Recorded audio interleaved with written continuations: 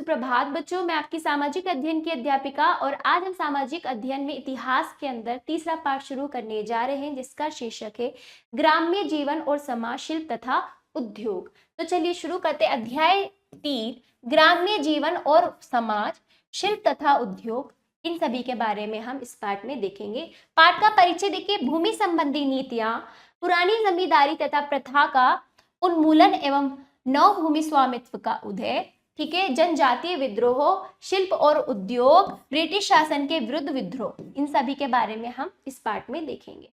देखिए बच्चों, सन 1757 ईस्वी में प्लासी के युद्ध में सफलता के बाद ब्रिटिश व्यापारिक कंपनियां एक राजनीतिक कंपनी बन गई। व्यापार करने आए थे, फिर वो राज करने लगे। अब वो व्यापारिक कंपनी किस में परिवर्तित हो गई? राजनीति में। ठीक है, अब कंपनी बंगाल पर हुए अपने राजनीतिक नियंत्रण का उपयोग भारत में अपने व्यापार के विस्तार के लिए करती थी। ठीक है, अपनी राजनीतिक शक्ति का उपयोग तानाशाही के अर्थ में किया। किसने? अंग्रेजों ने। उसने बंगाल के बुनकरों को अपने उत्पाद सस्ते तथा अपनी मनमर्जी की कीमतों पर बेचने के लिए मजबूर किया, जिसके कारण इन्हें अपने उत्पाद का लाभ के बजाय हानि पर बेचने के लिए ये मजबूर हो गए।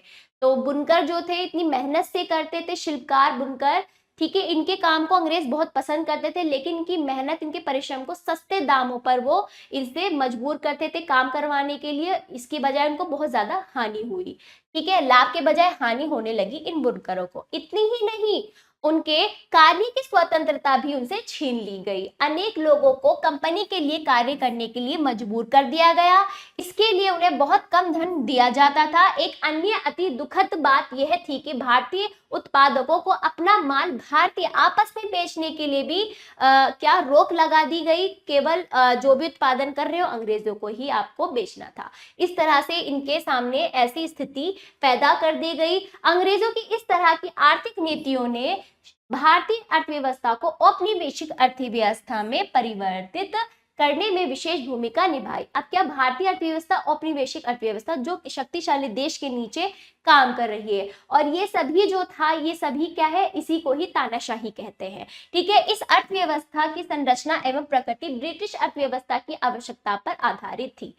ठीक है, चलिए अब अब देखो अधिकार कर लिया। ब्रिटिश जो अंग्रेज से अपनी मनमानी कर रहे, अपनी आवश्यकता के अनुसार उत्पादन करवाते थे और बदले में इनको बहुत कम धन मिलता था। भूमि संबंधी नीतियां देखिए। अंग्रेज द्वारा विभिन्न प्रांतों में भूमि संबंधी ऐसी नीतियां अपनाई गई जिसके परिणाम स्वरूप किसान तो किसान बल्कि जमींदार भी शोचनीय हालत के शिकार हो गए। उनकी, किसान की तो थी ही, लेकिन जमींदारों की भी हालत खराब थी। ब्रिटिश शासन में भारतीय कृषि का व्यापीकरण होने से भारतीय उद्योगों को पोषित होने का अवसर नहीं मिला। ब्रिटिश में औद्योगिक क्रांति के बाद 1740-1860 औद्योगिक क्रांति के बाद 1740-1860 के बीच अनेक सूती कपड़ा मिले। औद्योगिक क्रांति में सबसे पहले क्या है? सूती कपड़े मिलों को विकसित किया गया तथा उनके लिए प्रचुर मात्रा में कच्चे माल की जरूरत पड़ती थी। इन मिलों की इसी जरूरत को पूरा करने के लिए अंग्रेजों ने भारत में कपास के उत्पादन में वृद्धि कर दी। अनेक बड़े प्रयास किए जिसके लिए परिणाम स्वरूप भारत में कपास उत्पादन क्षेत्रों में वृद्धि हुई। ठीक है, कपास के उत्पादन अधिक होने लगे, कपास पर अधिक जोर दिया जाने लगा। ठीक है, तो इस तरह से बड़ी मात्रा में कपास का उत्पादन होने लगा। भारत में चाय, नील, कॉफी के उत्पादन को भी विशेष रूप से प्रोत्साहित किया गया क्योंकि विदेशी व्यापारिक बाजार में इनकी बहुत मांग थी। जो विदेशी व्यापारी मांग करते थे, जबरन अंग्रेज इनसे उत्पादन उनका करवाते थे। ठीक है, इनके अधिकांश पौधारोपण अथवा बागानों पर अंग्रेजों का नियंत्रण था। जूट पर भी अंग्रेजों ने अपना विशेष ध्यान दिया। ठीक, कृषि का व्यापारीकरण केवल अंग्रेजी बागान मालिकों, अंग्रेजी व्यापारियों, अंग्रेजी उत्पादकों के लिए ही लाभप्रद था क्योंकि भारतीय व्यापारी जो थे वो केवल बिचौलिए थे। ठीक है, क्या थे? इनके हाथ की कठपुतली थे, बिचौलिए थे। साहूकार तो मात्र कुछ हद तक बिचौलिए भी भूमिका ही निभाते थे। ठीक है, तो ये कहते हैं बिचौलिए थे, इनको बस कुछ मात्र हद तक ही इनकी भूमिका थी, बाकी लाभ किसे मिलता था? अंग्रेजों को।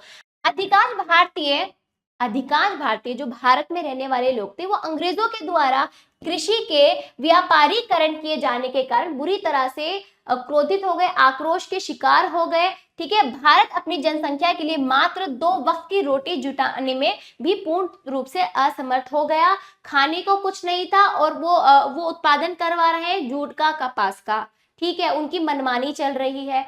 इस तरह लोगों के भूखे मरने की नौबत आ गई। किसान लगातार दरिद्र होते चले गए, उनकी आर्थिक स्थिति अत्यंत शोचनीय हो गई तथा वे पूरी तरह से कर्ज में डूब गए।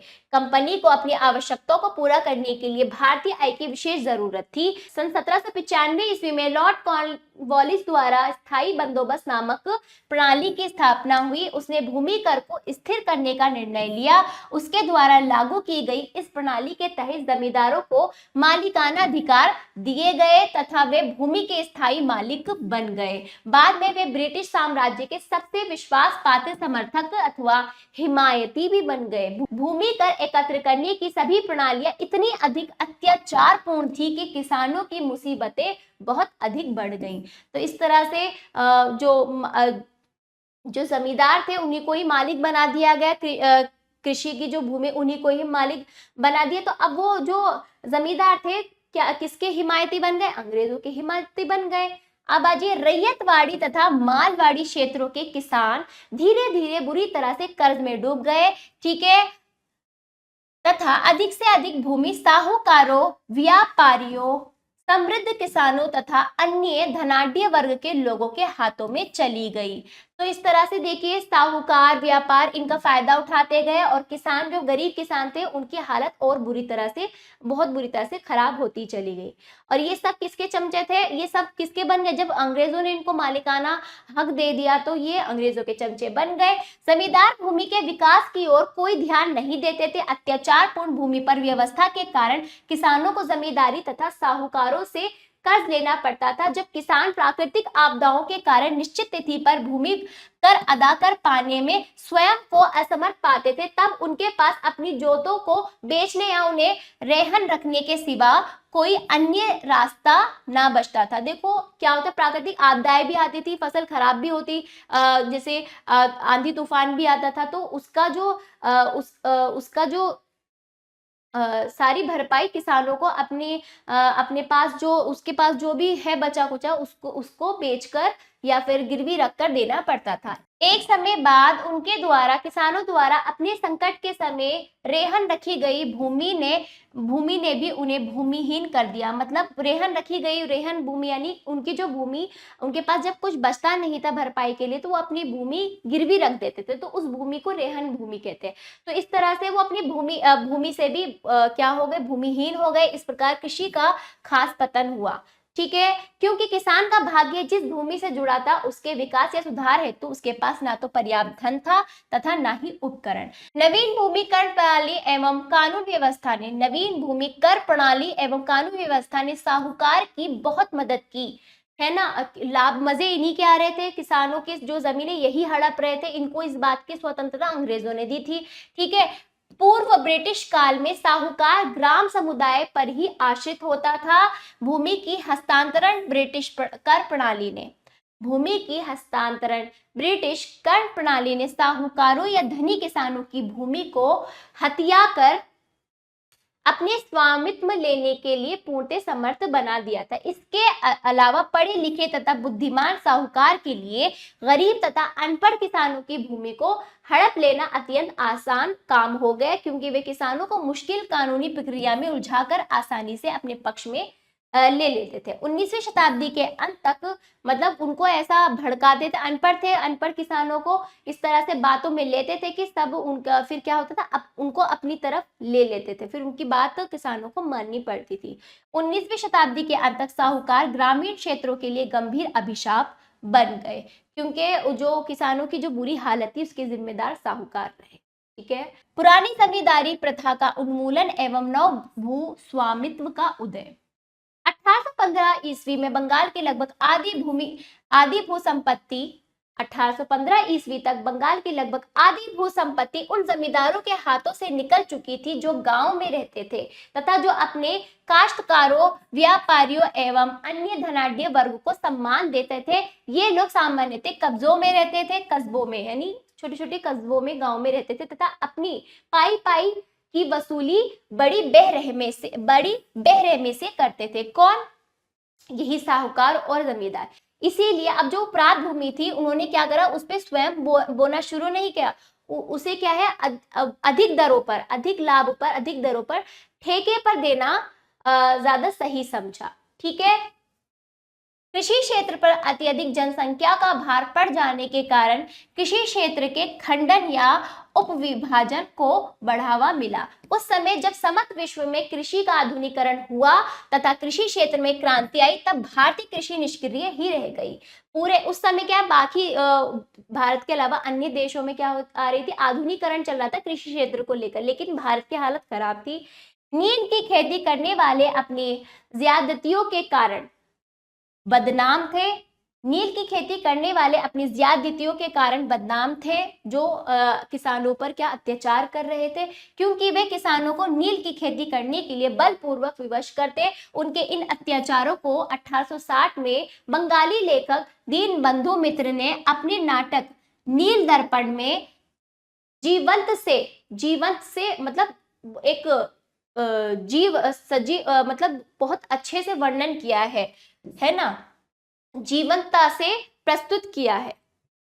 जर्मन से सिंथेटिक उत्पादों ने नील उद्योग को बाजार में पछाड़ दिया था। तो दीनबंधु मित्र इन्होंने अपने नाटक नील दर्पण में उस समय के जो हालात थे उसको बहुत सजीवता से वर्णन किया है। ठीक है। अब देखिए, ब्रिटिश शासन के विद्रोह के प्रति जो विद्रोह हुए थे वो किस लिए हुए थे। देखिए, ब्रिटिश शासन के विरुद्ध विद्रोह, अंग्रेजों की भूकर प्रणाली ने किसानों में क्रोध ज्वाला भड़का दी, जिसकी वजह से क्या है वो असंतुष्ट रहे। अंग्रेजों ने भारत का जमकर आर्थिक शोषण किया। ठीक है। अंग्रेजों का जो उद्देश्य था भारतीयों की कीमत पर विस्तार एवं समृद्धि प्राप्त करना था। भारत को केवल एक उपनिवेश माना जाता था। भूकर नीतियां जो भारतीय प्रांतों में अंग्रेजों द्वारा लाई गई थी, ठीक है, उन्होंने भारतीय किसानों और जमींदारों को बर्बाद कर दिया। बिक्री कानून तथा अनावश्यक करों ने जमींदारों को बर्बाद कर दिया। फिर इस तरह से देश में जनजातीय क्षेत्रों में ब्रिटिश नियंत्रण एवं प्रशासनिक विस्तार के फलस्वरूप जनजातीय लोगों का भी उन्होंने शोषण किया अंग्रेजों ने। फिर वो जनजातीय क्षेत्रों में अपना विस्तार करने लगे, उनका भी शोषण किया। इसी के परिणाम स्वरूप 1765 तथा 1856 के बीच भारत के विभिन्न क्षेत्रों में विद्रोह हुए अंग्रेजों के खिलाफ। ठीक है। अधिकतर विद्रोह किसानों तथा जनजातीय लोगों द्वारा किए गए। अब इस तरह से अन्य विद्रोह का नेतृत्व करने वालों में अवदस्त शासक, जमींदार एवं प्रमुख किसान शामिल थे। तो इनका नेतृत्व इस तरह जमींदार, प्रमुख किसान शामिल थे जो इन विद्रोह को बढ़ावा दे रहे थे अंग्रेजों के खिलाफ। अब अजय सबसे पहले जनजातीय विद्रोह, इस समय जो था अनेक जनजातीय विद्रोह हो रहे थे। ठीक है। भीलों का विद्रोह मध्य प्रदेश तथा महाराष्ट्र में, ठीक है, यहाँ के जो जनजातीय लोग थे भीलों का विद्रोह कहलाया। कोल विद्रोह बंगाल, बिहार, उड़ीसा में हुआ। गोंडों तथा खोड़ों का विद्रोह उड़ीसा में। कोली विद्रोह महाराष्ट्र में। मेरो का विद्रोह राजस्थान। संताल विद्रोह बंगाल एवं बिहार में। तो अलग अलग जगह पर अलग अलग विद्रोह होने लगे अंग्रेजों के खिलाफ। उत्तर पूर्वी भारत में एक अनेक जनजातीय विद्रोह हुए, जैसे खासी लोगों द्वारा किया गया विद्रोह जिसका नेतृत्व युतिरोथ सिंह ने किया था। इनमें से अनेक विद्रोह ऐसे थे जो लगातार कई वर्षों तक चलते रहे। ठीक है। 1765 से 1885 में इस बीच में विद्रोह लगातार चलते रहे। उदाहरण के लिए भीलों का एक विद्रोह 1817 में प्रारंभ हुआ तथा 1831 तक लगातार चलता रहा। 1769 से 1880 में आंध्र में रामपा विद्रोह हुआ। 1886 में यह विद्रोह पुनः अपने पूरे जोर पर भड़क उठा। यह विद्रोह प्रत्यक्ष रूप से ब्रिटिश सरकार तथा भूस्वामियों एवं साहूकार के शोषण के विरुद्ध था। तो जो अंग्रेजों के साथ मिले हुए भूस्वामी थे, साहूकार के शोषण के विरुद्ध था। फिर क्या हुआ, बिहार में छोटा नागपुर क्षेत्र में 1890 के दशक में मुंडा विद्रोह हुआ, और फिर ये बिरसा मुंडा के नेतृत्व में ये विद्रोह हुआ था, मुंडा विद्रोह। ठीक है, बिरसा मुंडा को अंग्रेजों को ऐसा माना जाता है कि उसे विष देकर मारा गया था। बिरसा मुंडा को मतलब ऐसा माना जाता है कि अंग्रेजों ने उसे क्या देकर मारा था, विष देकर मारा था। टिकेंद्रजीत ने मणिपुर में अंग्रेजी शासन के विरोध में एक विद्रोह नेतृत्व किया था, परंतु अंग्रेजों ने विद्रोह को कुचलने में सफलता प्राप्त की। टिकेंद्रजीत को फांसी दे दी गई इस विद्रोह के लिए। 1835 ईस्वी में संथाल विद्रोह हुआ। 1835 में क्या हुआ, संथाल विद्रोह हुआ। संथाल मूल रूप से उत्तर पूर्व में मनभूमि, बाराभूमि, हजारीबाग, वीरभूमि, मिदनापुर, बंकुरा आदि क्षेत्रों में संबंध रखते थे। ठीक है, संथाल जो थे इन भूमियों से, इस जगह से, इन क्षेत्रों से क्या कर रखते थे, तो यहाँ के वो मूल थे, यहाँ के निवासी थे।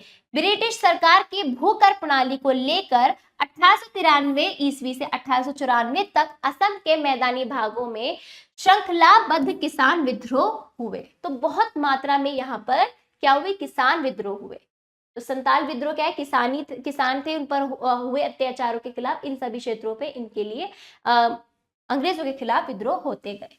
शिल्प और उद्योग, आ जाइए शिल्प और उद्योग के बारे में। 1600 ईस्वी से 1757 तक ईस्ट इंडिया कंपनी की भूमिका व्यापारिक निगम की थी, जो भारतीय वस्तुएं या कीमती धातुएं लेकर आती थी तथा उनके बदले अनेक भारतीय वस्तुएं पाती थी, जैसे कपड़ा, मसाले आदि। तो इस तरह से शुरू में क्या आते थे, ये व्यापार करते थे, आयात निर्यात करते थे, अपनी वस्तुएं देते थे भारत से और वस्तुओं को आदान प्रदान होता था। इन वस्तुओं को वह विदेशी बाजारों में बेचते थे, ठीक है, तथा भारी लाभ अर्जित करते थे। सरकार ने अपनी राजनीतिक शक्ति को तानाशाह के रूप में बंगाल के बुनकरों पर प्रयोग किया। फिर उन्होंने देखा कि देखो भारत में जो चीजें हैं बहुत कीमती है, हमारा तो कितना लाभ हो रहा है, अगर हम ऐसा करें, भारत पर राज्य करें, अपना व्यापार राजनीतिक स्तर पर स्थापित कर ले, तो फिर तो हमारा फायदा ही फायदा है। तो उन्होंने तानाशाही शुरू कर दी। उन्हें अपने उत्पाद बहुत सस्ते तथा अंग्रेजों द्वारा निर्धारित दामों पर बेचने के लिए मजबूर किया गया। भारतीय कारीगरों को लागत से भी कम दामों में अपनी वस्तुएं बेचने पर हानि का सामना करना पड़ता था। इसके अलावा उनको अपने कार्य में उनकी स्वतंत्रता भी छीन ली गई, व्यापारिक स्वतंत्रता छीन ली गई। ठीक है, अनेक कारीगरों को निम्न मजदूरी दरों पर कंपनी के लिए काम करने के लिए मजबूर होना पड़ा, और इस तरह से कंपनी ने भारत और भारतीय व्यापारी आपस में व्यापार करने के लिए भी उनको रोक लगा दिया गया। केवल वो अंग्रेजों से ही व्यापार करे, वो भी कम दरों पर। कच्ची कपास बेचने के क्षेत्र में कंपनी सेवकों का एकाधिकार कायम था। बंगाली बुनकरों को इसके लिए आवश्यक से अधिक दाम चुकाने पड़ते थे। इस तरह बंगाली बुनकरों ने क्रेता और विक्रेता दोनों ही गवा दिए। उसी समय भारतीय कपड़े के इंग्लैंड में प्रवेश करने पर भारी कर लगा दिया गया। उसी समय भारतीय कपड़े के इंग्लैंड में प्रवेश करने पर भारी कर लगा दिया गया। इस तरह अचानक ही भारत के उस हस्तशिल्प पर गंभीर काज गिर पड़ी। जो मतलब भारत की जो हस्तशिल्प कला थी, हाथों से बनाई गई जो वस्तुएं थी, वो जो पूरे विश्व में मशहूर थी, उस पर क्या हो गया, उनका नुकसान होने लगा, काज गिर पड़ी। जो बहुत समय से पूरे विश्व बाजार में अपना नाम कमाए हुए थे, अब क्या किया, अंग्रेजों ने इनका शोषण करना शुरू कर दिया, इनका काम ठप हो गया।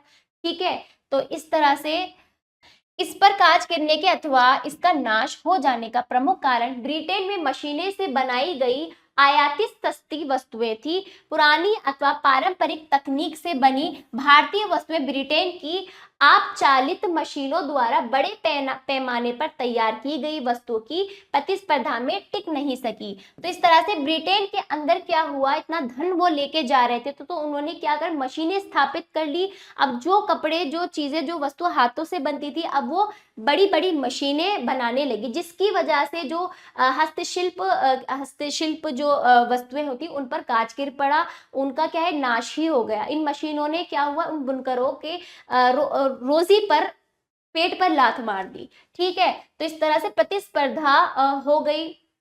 व्यापारिक स्तर पर सूती कपड़ा बुनने तथा सूत काटने के कारखानों को बड़ा आघात पहुंचा। रेशम तथा ऊनी वस्त्र उद्योग भी संतोषजनक स्थिति में नहीं थे। इस प्रकार लोहा, बर्तन, कांच, कागज, धातु, जलयान, निर्माण, रंजक तेल आदि उद्योग भी खस्ता हाल स्थिति में थे। अधिकांश इतिहासकारों का मत है कि अंग्रेजों की इंग्लैंड में कच्चे माल के निर्यात करने की नीति ने ही भारत हस्तशिल्प एवं कुटीर उद्योग को बर्बाद करने में अहम भूमिका निभाई। क्योंकि देखो मशीनों को चाहिए था कच्चा माल, वो कच्चे माल के साथ के बड़ी तेजी से उत्पादन कर रही थी, वो कच्चा माल भारत से उनको मिल रहा था।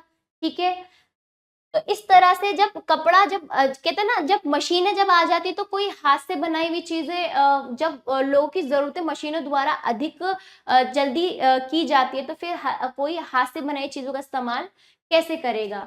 ठीक है, उनकी चीजें, उनकी वस्तुओं का बोलबाला होने लगा। उनकी इस नीति के परिणाम स्वरूप कच्चे माल जैसे कपास, चमड़े आदि की कीमतें बहुत बढ़ गई। इससे हस्तशिल्प वस्तुएं बहुत महंगी हो गई। ठीक है, इससे हस्तशिल्प वस्तुएं बहुत महंगी हो गई तथा उसकी विदेशी माल से प्रतिस्पर्धा कर पाने की क्षमता में कमी आ गई।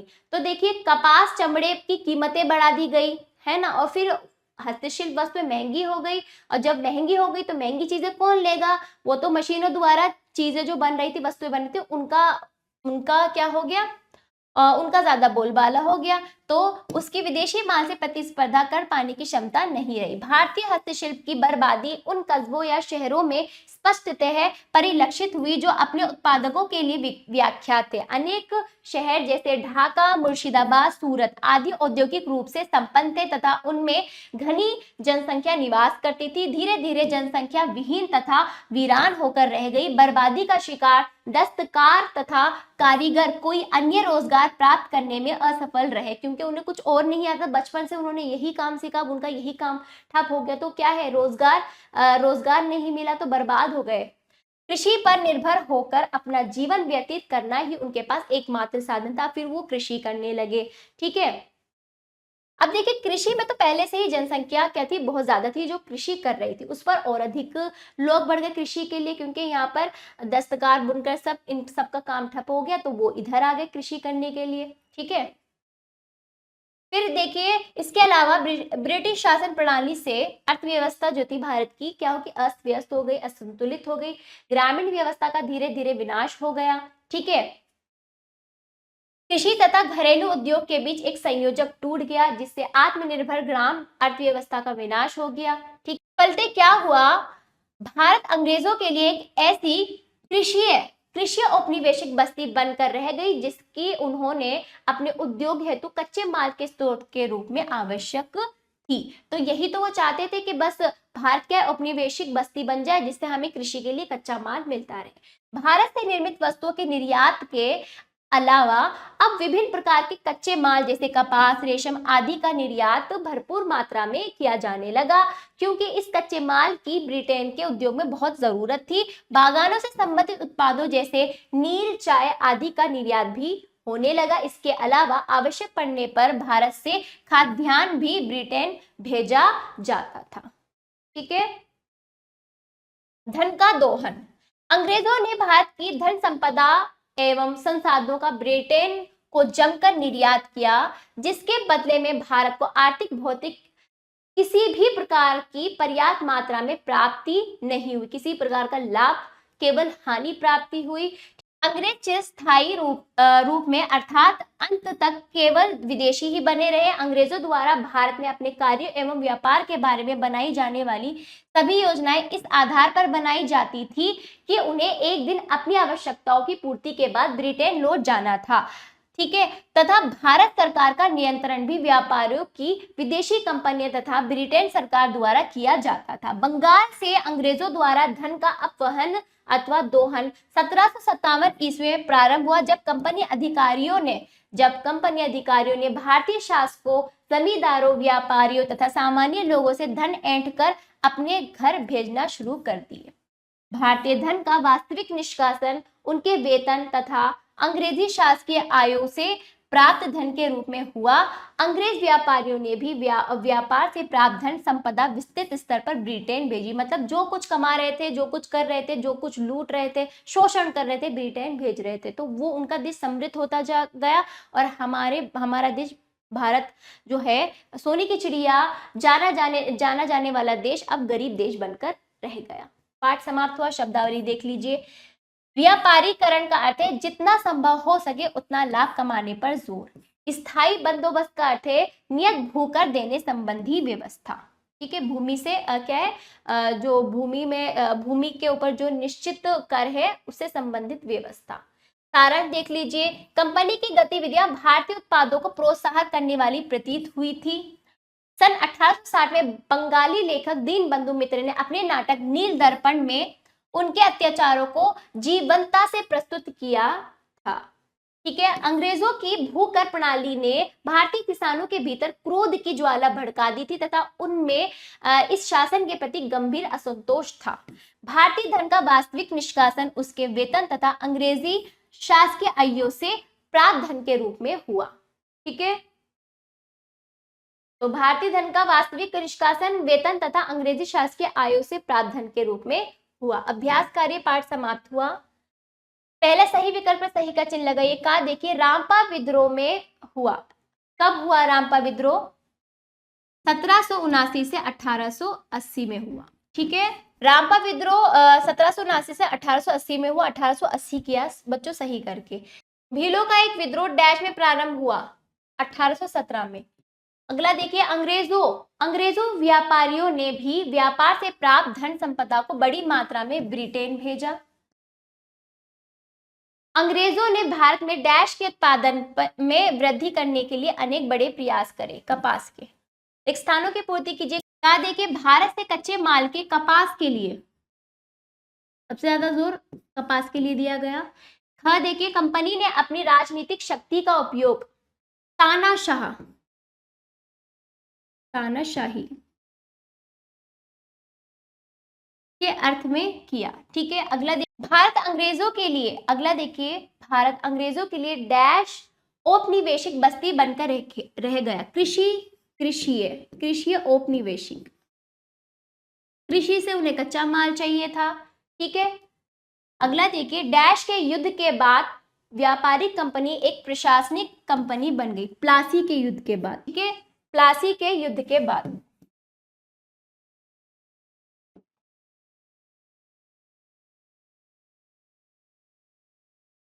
अगला अभ्यास देखिए, सही वाक्यों के सामने सही तथा गलत वाक्यों के सामने गलत का चिन्ह लगाइए। का देखिए, नवीन भूमिकरण प्रणाली ने साहूकारों की मदद की।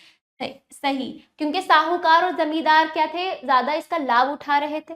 ठीक, अगला देखिए, अंग्रेजी शासन में किसानों की दशा शोचनीय हो गई। सही। अगला, 1900 में बिरसा मुंडा के नेतृत्व में हुए विद्रोह को बढ़ावा मिला था। सही।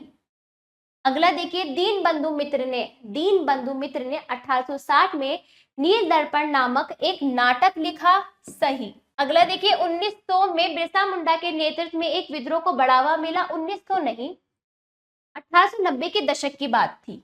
ठीक है, तो गलत जाएगा। अगला देखिए, दीनबंधु मित्र ने 1860 में नील दर्पण नामक एक नाटक लिखा। सही। चलिए, विषय निष्ठ प्रश्न चौथा और पांचवा संक्षेप और विस्तार में इन प्रश्नों का उत्तर देने का प्रयास करेंगे। तो ये पाठ समाप्त होता है। आशा करती हूँ ये पाठ आपको समझ आया होगा। मिलते हैं अगले पाठ में। धन्यवाद।